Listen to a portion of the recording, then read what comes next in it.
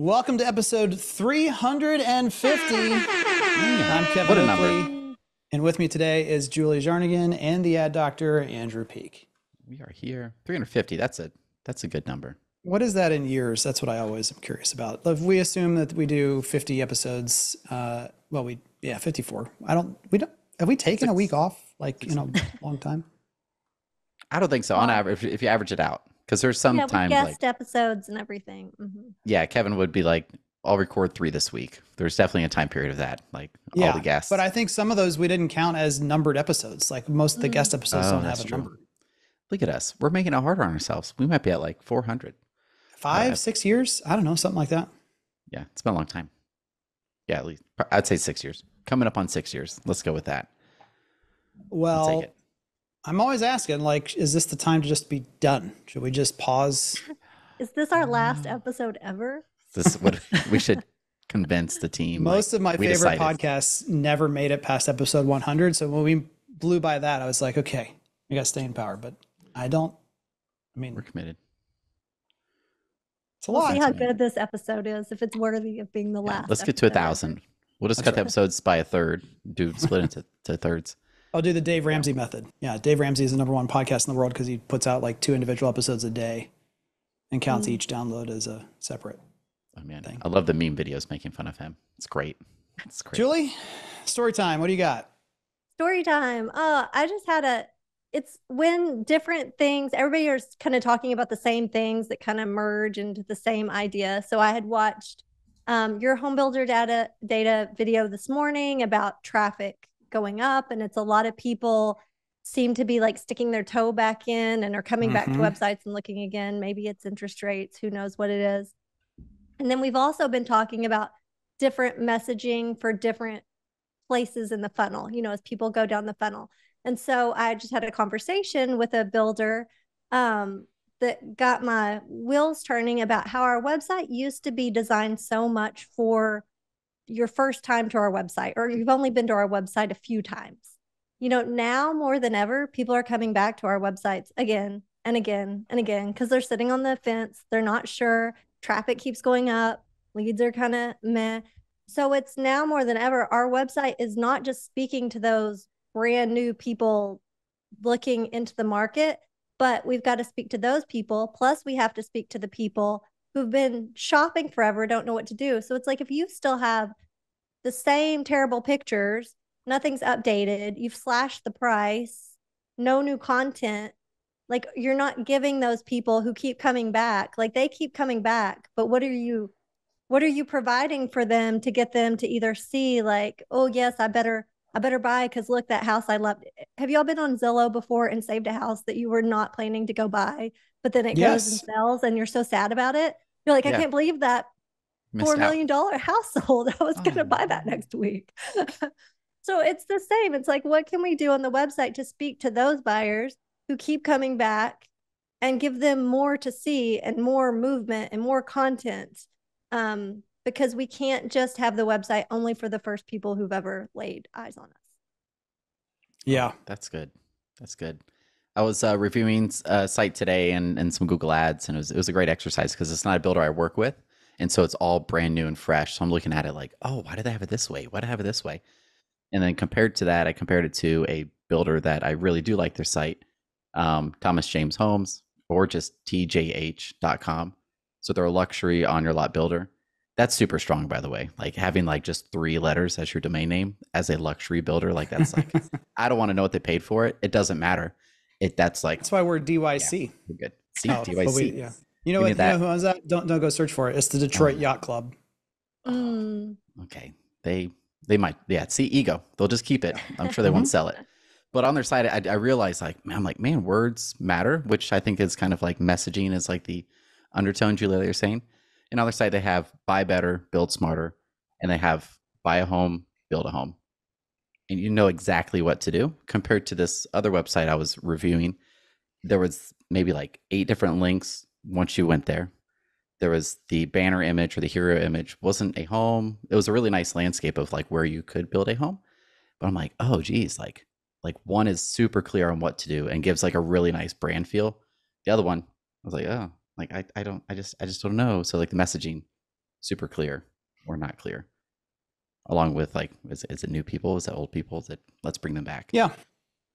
And I think people over-index on the homepage too when they think about.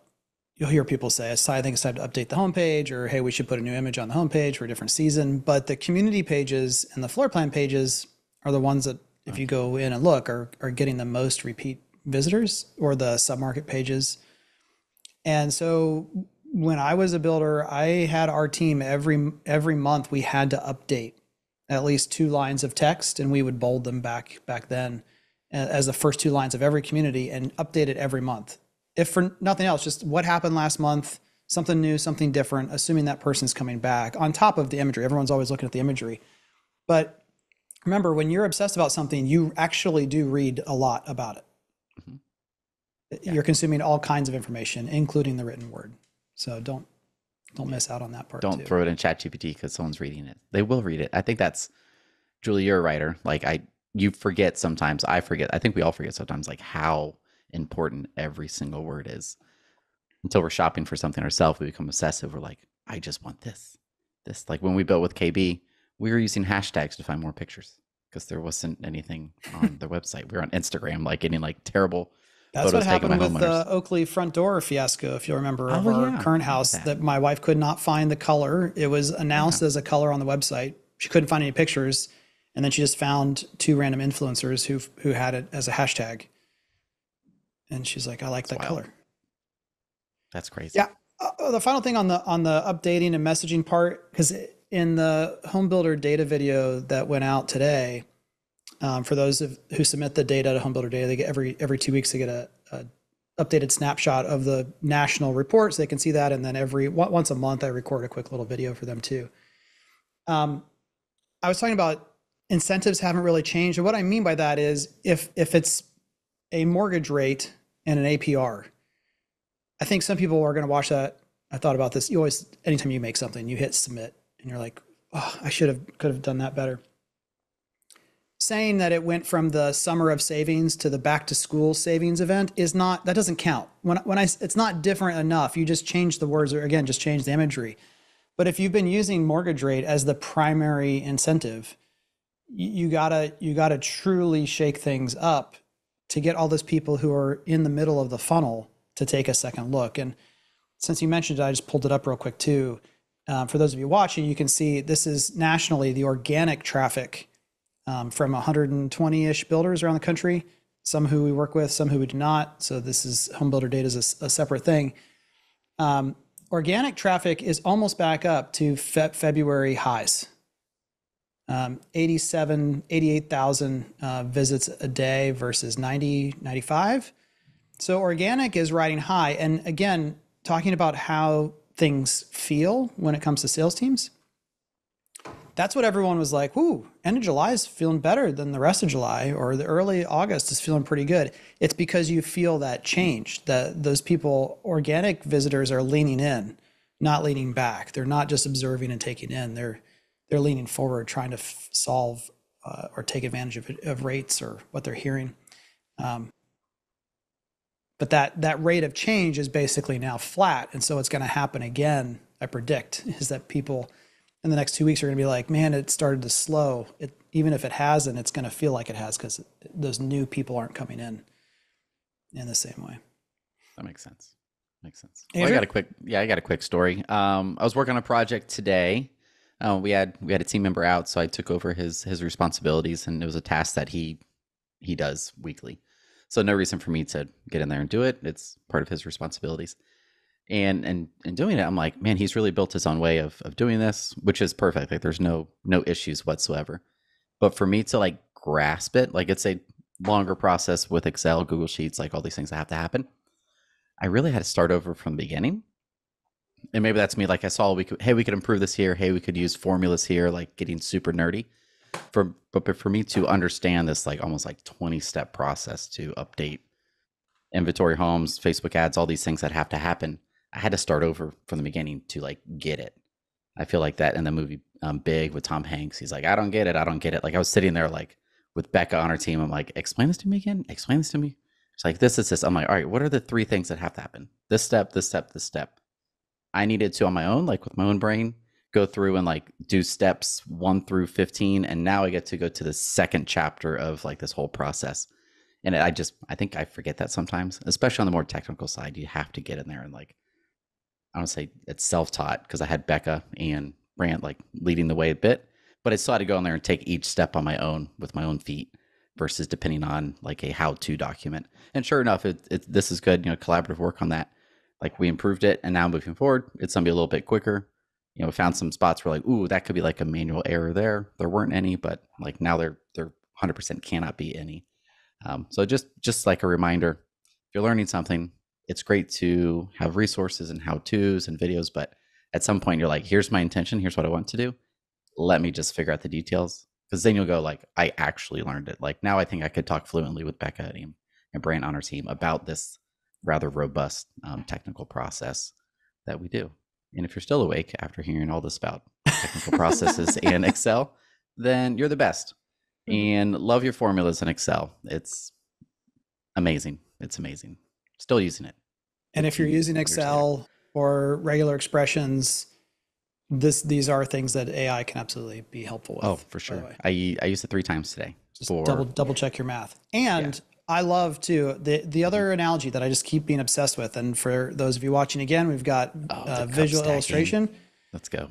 But this is, it's a video of someone stacking rows of cups in like 3 seconds at a piece. It's not sped up, and I think this is the visual illustration of how my brain works and how I think great marketers' brains work. Where, to your point, they're not afraid to say, let's clear the deck, start over, first principles assumptions, build upon it, and that speed and being able to build and tear down and not be like, I can't tear that down because it might take me the entire day to get back to square one. No, like if you have confidence and you have that training and you have that muscle memory, then you can and should tear down and restack really quick. I love it. Tear it down. Don't be afraid to break things, as long as you got to back up and you don't actually waste a bunch of money breaking things. But who says somebody uses it can't be too precious?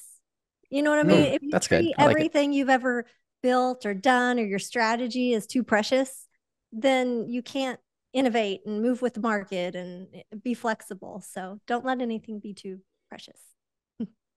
Yes, which like I have my quick story time is my squirrel analogy, because I thought it was interesting. I posted animated GIF of a squirrel attacking a bird feeder and spinning off, and just talking about how that is, because I was in the middle of squirreling on a particular problem, and it was like, I'm just going to throw this out there for the world to see.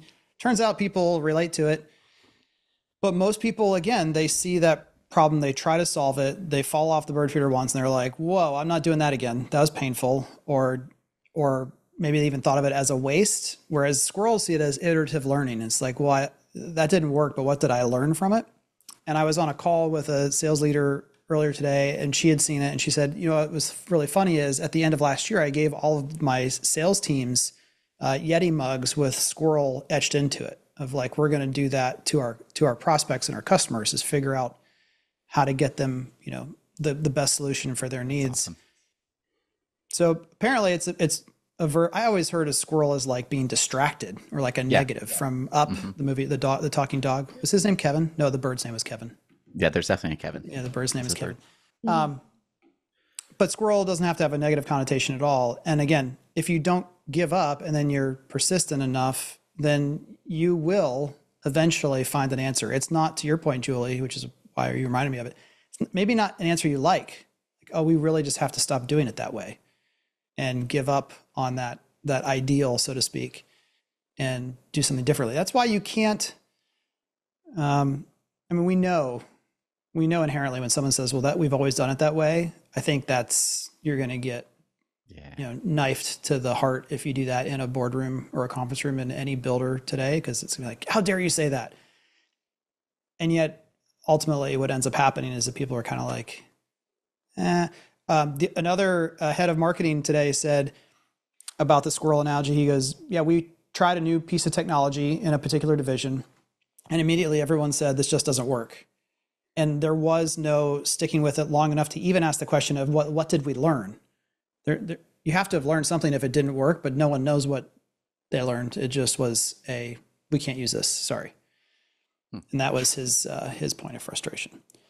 Yeah, that would be. Okay, my longer story time, it's not super long, but I spent today 2 hours on a single call, which was challenging my ADD-ness. But I hung in there, and it was all about developing an Uberization strategy for a particular division of a larger home builder.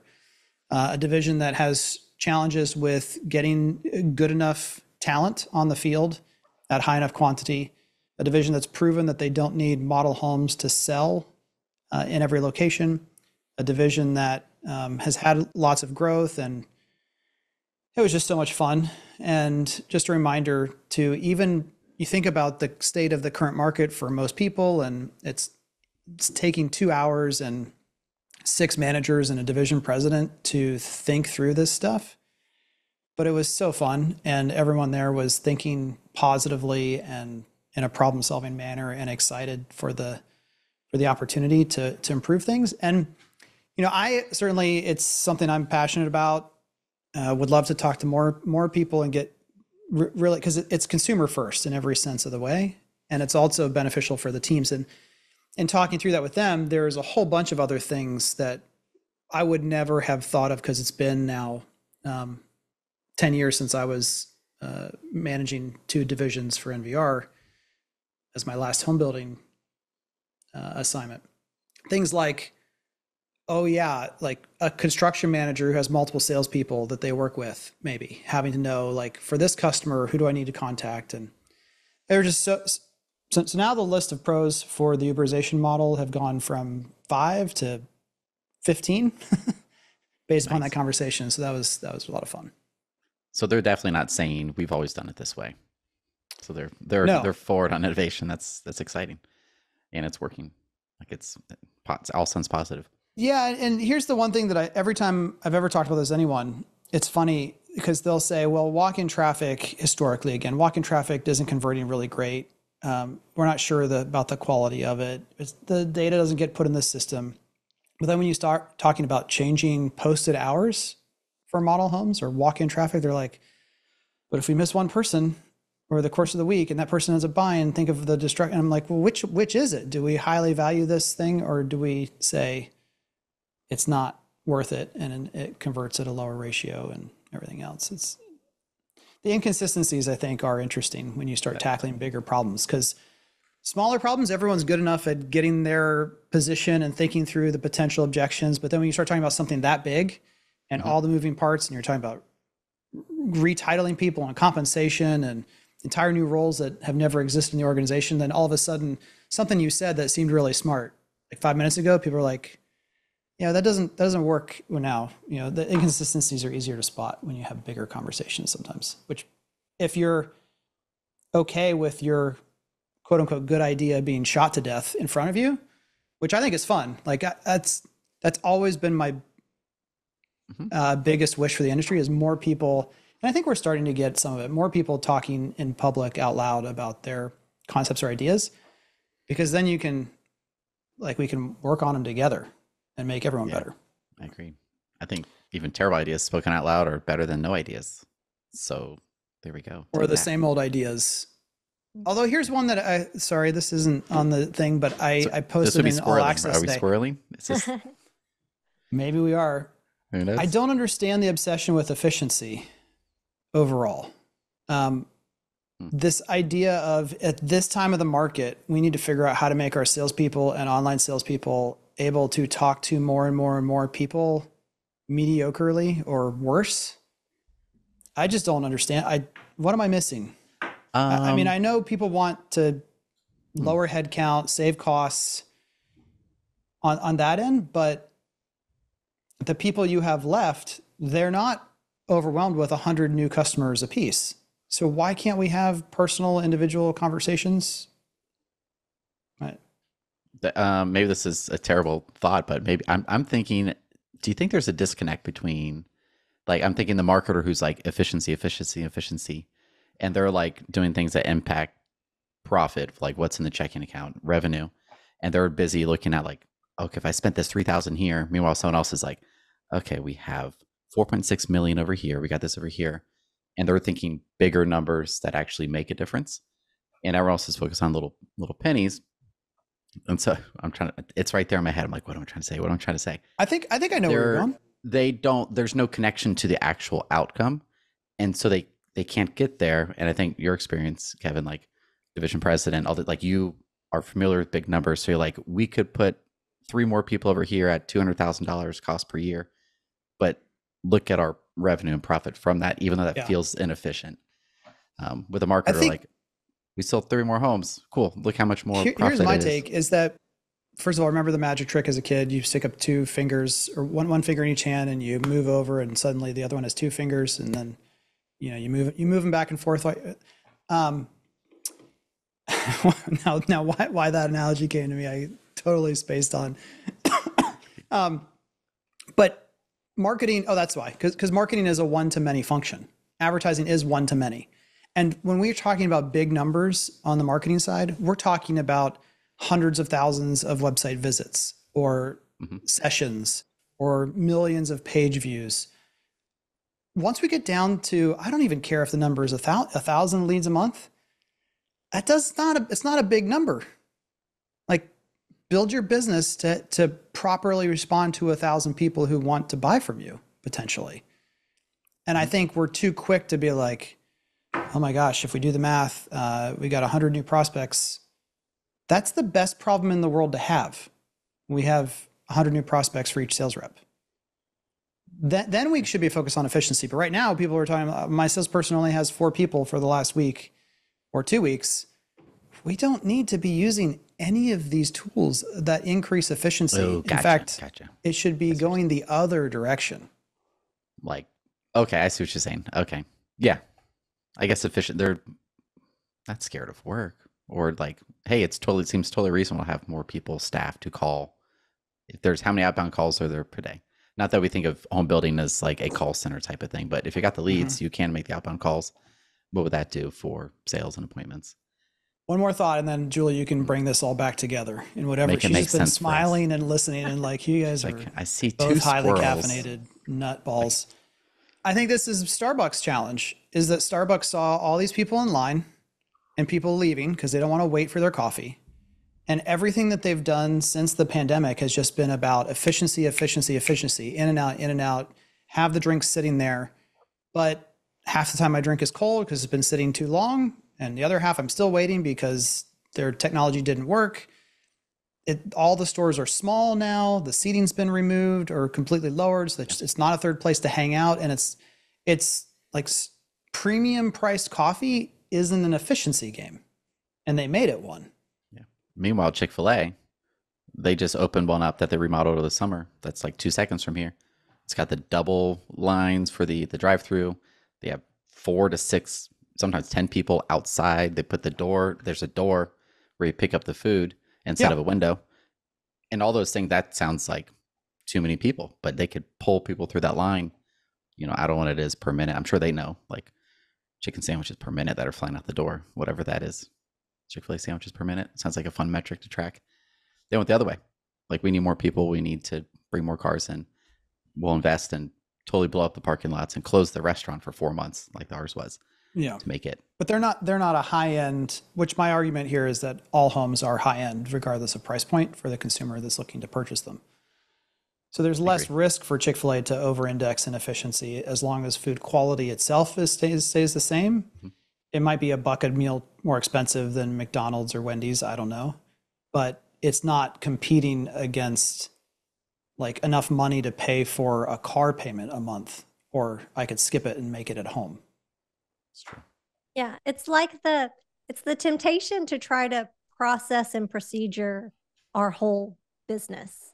Like that's tempting. And it's like a shiny thing to reach after, but you have to index it. You have to figure out where the human element matters the most and then over index on it. It's like if, Disney was going to try to process and procedure around making people have fun without the people. Like, you have to have the human element. You have to figure out where the most important point is for that, and then pour more resources into that portion of it. So I love a process, Yeah. but there's certain points when it doesn't work. Humaneering is the term that my friend Jeff Turner came up with for that, of the work that should be done by a human. And the goal is to maximize that by using engineering and artificial intelligence and technology and everything else. Yeah.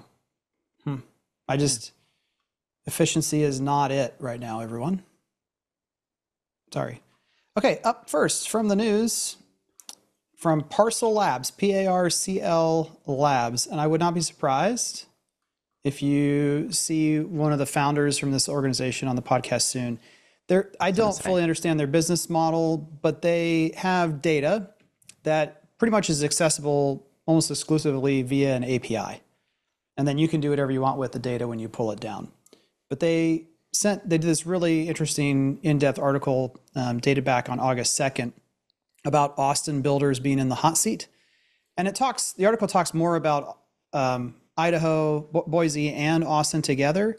But there's a couple charts in here that I think are really interesting, and then we'll get to Austin specifically. The first is the rate of single-family housing stock growth. So what percentage more of single-family homes are there than there were back in 2019? The average across the U.S. is 1.9% growth. Charleston's in the middle here on their chart at 5.1. Boise is at the top at 9.5. Almost 10% more homes in Boise exist that were ever built than were added in the last 5 years. Wow. That's just wild. New builds reshaping market supply in 10 different markets. This chart here shows percentage of new single family home inventory from new construction. Boise's at 33%. Austin's at 21. The average is 9.5 now of inventory from new construction. That's finished inventory on the ground, not homes available, which you've heard that number of 33% before. And as more resale homes hit the market, that number obviously should be trending down a little bit too. And then the last place I'm going to go to is Austin specifically. They just say that on average right now, because of that big boom and increase, Austin was number 2 right behind Boise. The average price cut on a new construction home right now is 7%, with many properties being slashed by up to 31%. Can you imagine competing against a builder who's slashing prices 31% off of the ticket price? And they have a heat map here that they show, and there's quite a few here in the 20, 25, 30 realm on markdowns. And there's clusters around Leander, Georgetown, and Kyle, Texas in particular. So the reason I wanted to talk about that in the news article is, one, you do have to pay close attention to your own market. Every market is different. And also, I just thought it was interesting, this organization, Parcel. My assumption would be, again, I don't know yet, I'm reaching out to them, is that this is going to be a more cost-effective solution for people if you have the skill set to be able to take the API and do your own work. What do you think if you're not in one of these high growth markets, that we're looking at these numbers? Can anybody who's in a different market, what can they learn from that? Like, do you see what's happening to them will probably happen to the more moderate markets, or is this a one-off outlier in high growth areas? I would say the top 5 to 10 markets that are like this are definitely behaving different than the rest. But I'm not a prepper, but I am an Enneagram 5, which I still don't really know what that means, but that's what I took the test and it said. And I guess in the movie Inside Out 2, there's a character who they're like falling through space, pulls out the umbrella, and they're like, "You have an umbrella?" And he's like, "Or a parachute?" He goes, "Yeah, why don't you all have parachutes?" Because he's prepared. I like to be prepared. So I just like to look at those markets, even if we don't have builders in them, and say, what are the builders doing? How is the market behaving? Because it's kind of like my joke, and I'm going to offend. I was just back in Pittsburgh for the first time in 8 years this past weekend with my boys. And Pittsburgh, I used to say all the time, living in Pittsburgh was like, and coming from Columbus even, which is only 2.5, 3 hours away. Columbus exists in a reality that is 3 to 5 years in the future of Pittsburgh. Like whatever restaurants that are chains are here and new and interesting, they'll be in Pittsburgh in 5 years. And in 5 years, everyone will say it's amazing. The clothing and dress trends, it's like there's parts of the city that are still stuck in the 70s and 80s, like with the mustaches and everything. But even like, so as a builder, I think it's just smart to pay attention and say, what were the early signs that it was heading that way? How are the builders reacting?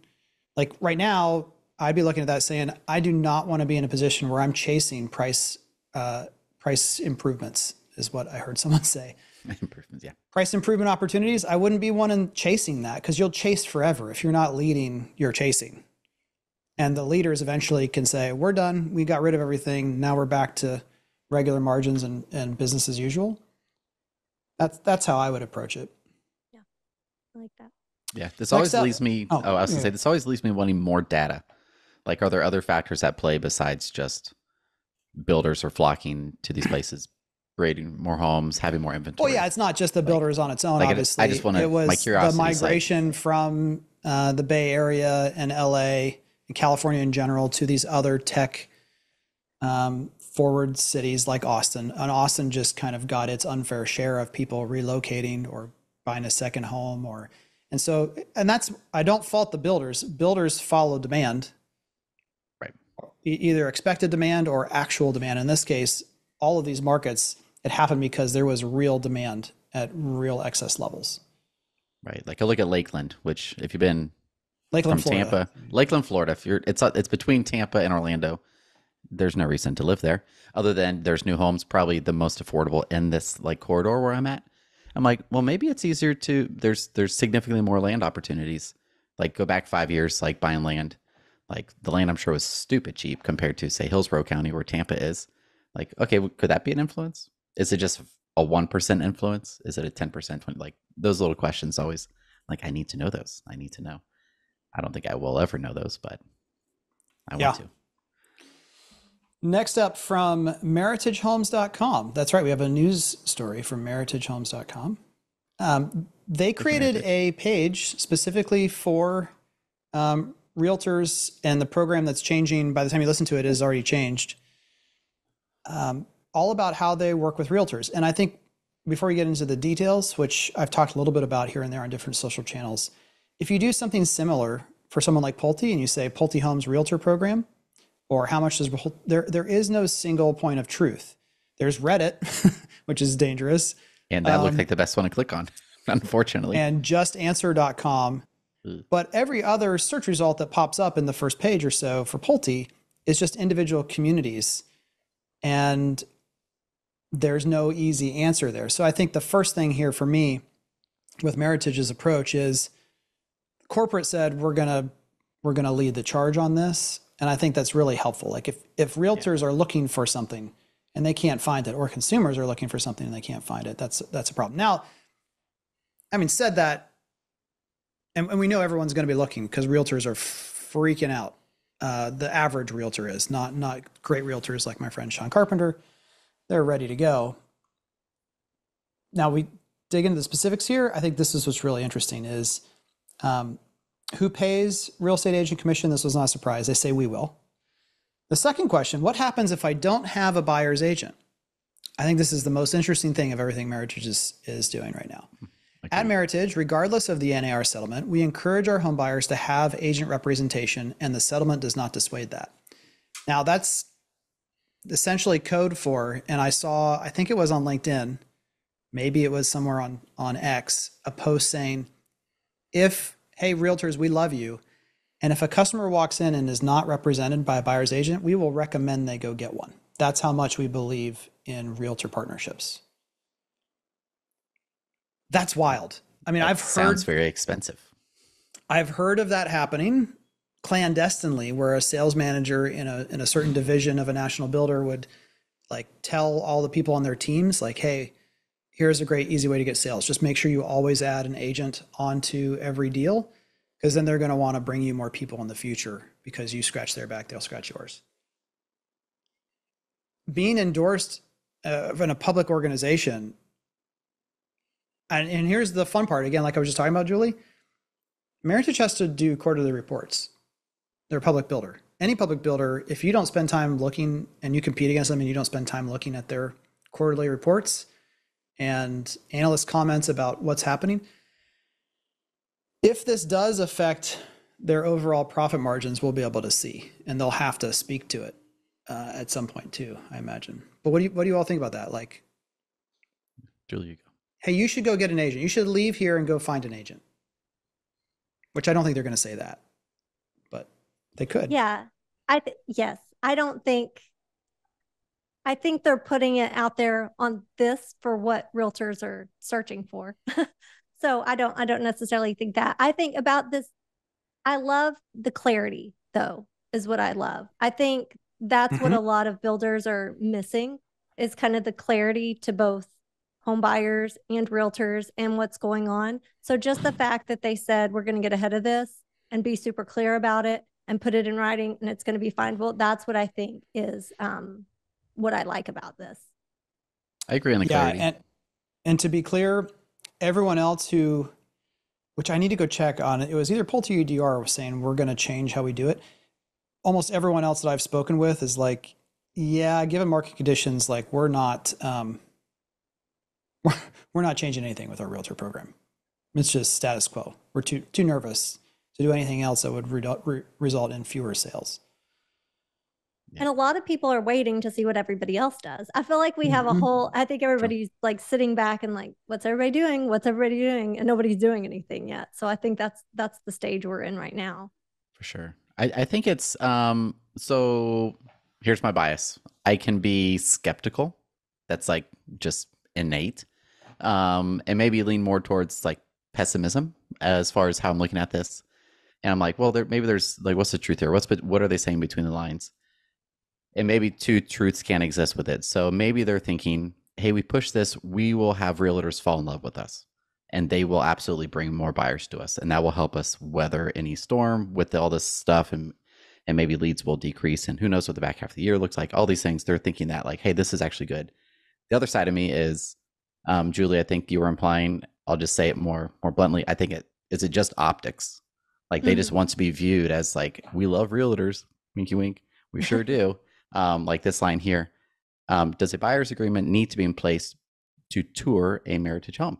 Blah, blah, blah. At Meritage, we will assume, not we will check, we will not verify, we'll assume all proper paperwork has been completed when you come to visit a community. It doesn't say they'll verify, it doesn't say you need to register, and maybe you do need to register. So I'm like, well, maybe both can exist. Like, hey, it could sound good, really good perception, but maybe there's actually some truth to it. Like, hey, this is actually a really good strategy. Like X% are co-op, so we might as well just lean into it. Realtors aren't going anywhere. I'm not sure what the truth is. I've watched too much Game of Thrones and Bridgerton, where I'm not sure what's happening. Kevin, you're muted. Yeah, the thing I was going to say is this is where the clarity, it might almost be too clear, because I think there will be consumers who are also trying to figure this out. And this page, again, kind of seems to communicate that you need to have a signed agreement. Like if you just skip down here and you're like, well, I just wanted to go look at a house on Zillow and the agent said I have to sign this piece of paper before I can go on a tour because that's the rules now. Do I have to sign a piece of paper to go visit a builder? Let me go check this builder. And this is going to make it sound like, yeah, you're supposed to. We assume you will. So I think there could have been like, if you're a realtor, click here, or if you're a customer who's curious about the realtor impacts, click here. It's just kind of, if you, here's the analogy I've used a couple of times on calls the past couple of weeks. If the world was a mall and I ran a store that didn't require anyone to sign anything, you could just come in and browse and look around. And all the other stores said you had to sign a piece of paper saying, if I don't purchase anything, I'll pay you $20. Like, I'm going to win. I'm going to get more traffic and attention. So I think that's the other thing besides, hey, we do want to partner with realtors if that's where you're going. I do think I would only communicate this over email to your existing customers, is that you'd never have to sign anything for you, the potential buyer, to come visit any of our models or homes. You could have a little fun with it, make a cute little image of like, no paperwork needed here or something, like just come look, come anytime. No signature required. I don't know. It's back to the website is speaking to multiple audiences. So how do you handle that? So it's the Yeah. same thing. Whoever came at it is like, what are we going to put out for realtors? But now it's out there for the rest of the world. It's like, how do you have to make sure you're speaking to people at all different stages of where they're at, meeting them where they're at. Yeah, we're committed to success. It says our goal of 100% co-broke means advocating for a buyer's agent with any unrepresented buyers. This is also a Meritage social post. Our goal of 100% co-broke. That's just, I'm not dogging it. I'm just saying, wow, like that's a strategy, and they're going for it. That's a lot off the top. It is clear. Maybe I'm thinking too efficient. Maybe they're thinking, hey, our total numbers will be this if we gave away X% of revenue. Yep. Okay, last up from modernretail.co. Shady little website. That's my view of this article. Shady little. It looks trustworthy. All white background. One of the first places I go, Gen Z is finding brands via Pinterest. Some Gen Zers are opening up Pinterest rather than TikTok for shopping inspiration. Is this article just saying that Gen Zers are getting old now? Is that what this is saying? What is Gen Z? Because I don't even know. Well, here's the thing. Kevin, you said something earlier. Oh, you said ADD. Okay. Yep. We're both technically millennials. In my bracket of life, it's ADHD. It's the same thing. So I'm like, ooh, it's the same. So there's we are both millennials, but what is Gen Z? How many years does that cover? I have no idea. Someone's listening is like, you don't know that? I have no idea. Mid to late 90s to the early 2010s. Those are worlds apart, right? Someone grew up with an iPhone. Someone didn't grow up with an iPhone still. In that group. Wow. Yeah. My oldest is 12. So now my 15-year-old, soon to be 15-year-old daughter and my 17-year-old daughter both do use Pinterest for very specific purposes. If there is a party or an event that's being planned, that's where they go, because everything is packaged and connected in a way that they can get a lot of inspiration. They're not trying to, I want to go buy that thing. They're just looking for the vibes, the mood. That's perfect. The vibes. They're trying to get the vibes right. It's just like a book. Yeah. It's a vision board type thing, whatever you want to call it, for planning. But are they using Pinterest? They use American Freight here as an example in the article. American Freight's Pinterest page has 15,500 followers. Its posts, which users can pin. Yes, they can. Tease products such as sofas under $500 and 3-piece bedroom sets under $800. And then it talks about, of course, you can pay to advertise. Here's the thing. Megan, who suggests this, I'm not just making fun of the article the whole time. I'm also thinking that there has been, I would say, 3 different waves where I've recommended builders try creating a beachhead. The way I talk about it is there's strategic forts that you make. It's we're going to invest a lot in here and defend it and whatever. And then there's just let's just get out a shovel, make a little foxhole, get a couple beachhead positions and see what happens. And I'm go ahead and load up the content there and see where it goes. Yeah. I think even Julie, your old builder, Ideal, was probably the last builder that I ran Pinterest specific ads for. Not much there. Way back when. That was maybe 3-4 years ago. Do y'all think it's worth, if you have whatever size builder, it's worth having a position that essentially is in charge of this TikTok, Pinterest, the ancillary beachhead strategy type things? Because that's the only way it gets done. Because for them to do it, you could do TikTok, and I saw a builder. Yeah, I feel Julie, you talked about that, having a separate team trying things like that. Maybe I'm making that up, but I feel like I sounds like a great idea. So I say, Julie said it's a good idea. I totally came up with it. Definitely. No, I don't remember coming up with that. The builder talked about earlier, Thomas James Homes, TJH.com. Their Instagram, perfect. It looks beautiful. Go there, follow them. You'll be really inspired. Mm-hmm. Their TikTok is a duplicate, a replica of Instagram, and it's awful because it's not TikTok. So they're wasting their time, in my opinion, to be even on TikTok if they're not going to do TikTok how TikTok should be done. I'm if you're we're talking about efficiency and hire more humans, we need more humans, humaneering. That's a hard word to say. If you want to do those right, you kind of need, that's a lot of time to do it right. But they can't just be, I do TikTok at peak home building. No, it needs to be like other things, but they could, maybe those collectively are actually pretty effective at creating these beachfront sounds good, beachhead kind of strategies. Yeah, people to get like on a different on-ramp for a certain I size think builder, like big builders. I'm thinking interns are great too. I mean, that's what I would do is I would just say, hey, all of our best images, let's make sure that they're on our Pinterest board or our account and set up properly so people can find them. Is it a strategy? No, we're just going to watch and monitor. I think there is a specific position dedicated just to that is a hard thing for builders to be able to justify. for sure. We are going to talk, by the way, about marketing team structures and adjustments as people grow a little bit this year at the summit. So I definitely have thoughts about that, but I do think someone at least frequently looking at how all this great imagery that we have, distributing that, and I don't think you have to worry about watermarking everything. Some of these builders who water like a third of their images this giant watermark because they're afraid of someone taking their image. Let them take it. I think even more so with AI search or like Google's circle to find, get that image everywhere. When people circle it, Google's going to say this is built by this company. This is where the picture came from. So yeah, and if there's a watermark, they'll use AI to take it off. So Yeah. why even bother? I think more than anything, this speaks to this younger generation is going to want to curate things more. And how can we help them as they're wanting to build a house and make collections? Like, how can we foster that? Like, they're getting fed so much stuff through the social media that's popular now, TikTok, like just like being bombarded. They also want a way to like curate.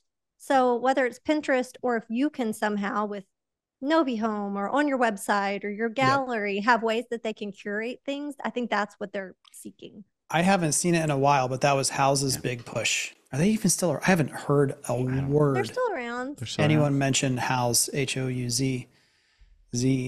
AI likes House. If you like search for something about a home builder, that's one of the things they draw from is House. So interesting. Oh. But this idea from a technical standpoint, what sounds compelling to me is being able to say, hey, pick a community, pick a floor plan, or pick an area that we build in. And if you want to send a feed of all that content directly to your Pinterest account or wherever you're curating, and just en masse add a bunch of stuff there that you can sort through there, might be interesting too. Yeah, it's cool. It is. Okay. Last for today's tech corner, searchengineland.com, broad match keywords, when to test and when to avoid. Looking to expand your reach with broad match keywords? Find out how to carefully manage them and avoid overspending on irrelevant searches. Written by Andrew Peak. No, I'm just kidding. Andrew Wirtz. Andrew Wirtz. August 13th. Reading time, 7 Why minutes. did you put this up here, Andrew? What's it saying? One of the campaign settings has to do with broad match now. Like that's in there. Google wants you to use broad match. Google wants you to use broad match. Google wants to spend your money. They want you to expand and spend more money. They want you to use all of their automation, smart campaigns, data-driven approaches. They want that. And part of that is if you have extremely granular keywords, it gives less data and less info for their system to find new people. So broad match, they're trying to make it more a thing to do. With us, like we have really limited number of keywords compared to say if we were a shoe brand or almost any other product out there. So we've tested broad match. We use them. We still use them, but it's paired with a really big and robust negative keyword list to make sure we're not showing up for Home Depot or vacation homes or Section 8 or affordable or mobile trailer, all these things that it'd queue in. But I put it in here almost, I feel like I'm like training people. If you go down this list, it's a giant, it's a listicle almost, like start with a small budget, monitor search query reports. If there are anything you don't know, then you probably shouldn't be the one making the decision to use broad match. Ooh, that's uncomfortable. So if you're like, we should do broad match, let's go. And you're like, well, I don't know what monitor search query reports means. Well, that's what the person types in and that's what triggers the ad. So then you realize like, oh, let's monitor that, turn it on for a week, use broad match keywords. And then you're like, oh, geez, this isn't good. We had 45 clicks to Home Depot. Oh, shoot, that's not what we want. or utilize smart bidding. So it's almost like this is like a dictionary of like words you have to understand. But I think it's written well. There's a lot of like, it doesn't lean into the negative side of it, but it does give like, here's the risk of using Some counterbalance, yeah. Some counterbalance. It's not pushing to do it, which is why it says broad match, when to It test and when feels to like avoid. Google paid someone to write the article, and then that person's conscience got to them at the end, and they were like, and also this other stuff that might be not Yeah. good. Andrew Wirtz. He's a freelancer and owner of Geode Marketing. Sounds There like a you go. Pokemon character or something. Or that's a rock, isn't it? Geode. All right, let's bring it home. What do we currently love or hate in the world Oh. today? Goodness. Kids are back in school, so That's that's a good. love-hate. We work love from it. home, so that's nice, but it's also means like it takes an hour to fill out school paperwork, and then you have 42 different open houses and meetings. Oh my and gosh. so yeah, Yeah. school Got back 2 in tonight. session is my love-hate. Yeah, I might steal that one too. Yeah, definitely peace and quiet now around the house. Which it's not like they're older. They're used to me being here. But it's like if I were to go like fill up coffee, hey dad, can you do this? Yeah. And it's just like that mental distraction a little bit is like, oh yeah, I'm at home. Mhm. Otherwise, I really don't even think like I'm just in my office. It's not a big deal. But then it also is like from 7 to 8 a.m. is like go, go, go, go, go, get 3 kids ready while my wife Lindsay is getting ready for work. So, but then after that, it's like, this is amazing.